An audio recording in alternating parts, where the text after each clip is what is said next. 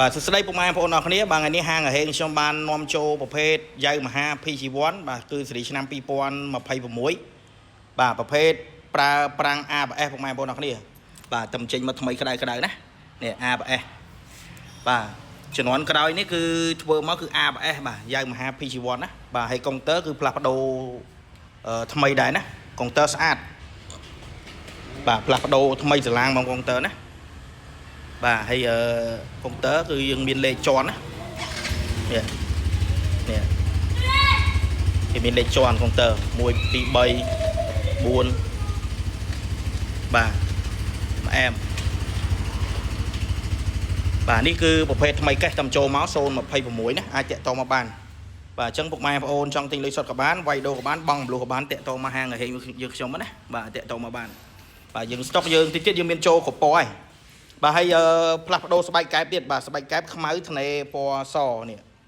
ខ្មៅធ្នេពណ៌សបាទតែមក៏ផ្លាស់ប្ដូរដែរតែមស្អាតដាក់ PG1 បាទប្រភេទថ្មីកេះបាទហើយកម្រិតស៊ីសាំងវិញគឺ100គីឡូបាទគឺស៊ីតែ1លីត្រចុច76ឯងបាទកម្រិតស៊ីសាំងតិចបាទមកល្មមបើយើងប្រើប្រាស់ហើយសបកកង់ក៏ផ្លាស់ប្ដូរដែរសបកកង់រៀងកាឡាញឹកជាងមុនណានេះបាទសបកកង់បាទខ្នងខ្មៅដដែលបាទហើយសម្រាប់ពណ៌ផ្ទៃមេឃនេះគឺក្រើមណាបាទជំនាន់025គឺអាឡូងបាទជំនាន់នេះគឺក្រើមបាទហើយនៅស្តុកគឺដូចជាមានពណ៌ស្លែ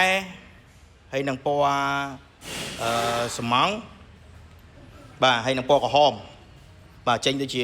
មាន4ពណ៌បាទអញ្ចឹងអាចតាក់ទងមកហាងហេខ្ញុំបានអរគុណច្រើនណា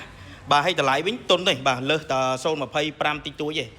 បាទតែ2000ស្ដើងណាអាចតាក់ទងមកបានហើយតម្លៃអាចឆាតចូលក្នុងវីដេអូខ្ញុំបានអរគុណច្រើនបាយបាយ